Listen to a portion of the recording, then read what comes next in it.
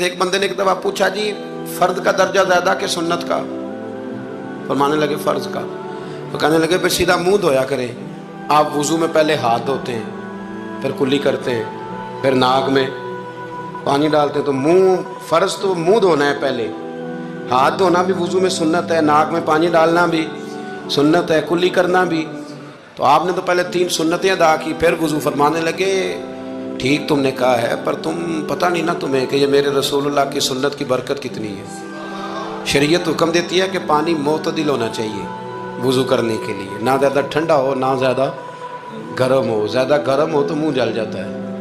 اور شریعت حکم دیتی ہے کہ پانی بد ذائقہ نہیں ہونا چاہیے، اور حکم دیتی ہے کہ بدبو والا نہیں ہونا چاہیے۔ فرمایا اس لیے ہمارے نبی نے پہلے ہمیں 3 سنتیں دیں کہ ٹوٹی کے نیچے نا ہاتھ کر کے دیکھ لو پانی زیادہ گرم تو نہیں، اور کہیں منہ نہ جلا لینا۔